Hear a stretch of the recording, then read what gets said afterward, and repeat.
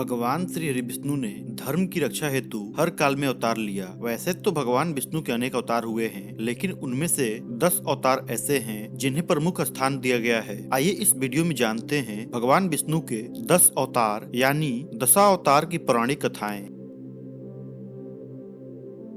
धर्म ग्रंथों के अनुसार भगवान विष्णु ने तीसरा अवतार वराह के रूप में लिया था। वराह अवतार से जुड़ी कहानी यह है कि पुरातन समय में दैत्यों का राजा हिरण्याक्ष ने जब पृथ्वी को अगवा करके समुद्र में छुपा दिया, तब भगवान ब्रह्मा की नाक से भगवान विष्णु वराह के रूप में प्रकट हुए। भगवान विष्णु के इस रूप को देखकर सभी देवताओं और ऋषि मुनियों ने उनकी स्तुति की। सबके आग्रह पर भगवान ने पृथ्वी को ढूंढना प्रारंभ किया और अपनी थुतनी की सहायता से उन्होंने पृथ्वी का पता लगा लिया और समुद्र के अंदर जाकर अपने दांतों पर रखकर वे पृथ्वी को बाहर ले आए। यह देखकर दैत्य राजा हिरण्याक्ष ने भगवान विष्णु के वराह रूप को युद्ध के लिए ललकारा। दोनों में भीषण युद्ध हुआ और अंत में भगवान वराह ने हिरण्याक्ष का वध कर दिया। इसके बाद भगवान वराह ने अपने खुरों से जल को स्तंभित कर उस पर पृथ्वी को स्थापित कर दिया।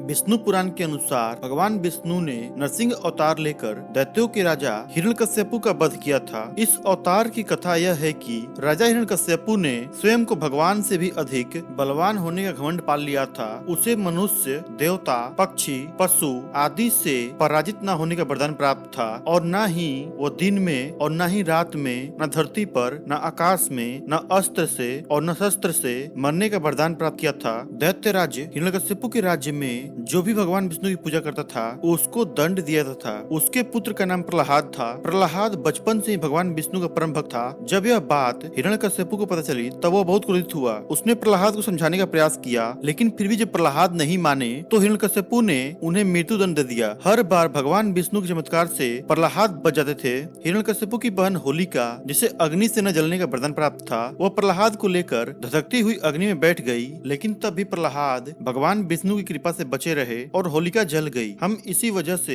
होलिका दहन का भी त्योहार मनाते हैं। जब हिरण्यकश्यपु स्वयं अपने हाथों से प्रहलाद को मारने चला और उसने प्रहलाद को खंभे में बांध दिया, तत्पश्चात भगवान विष्णु श्री नरसिंह अवतार में प्रकट हुए और उन्होंने अपने नाखूनों से हिरण्यकश्यपु का वध कर दिया।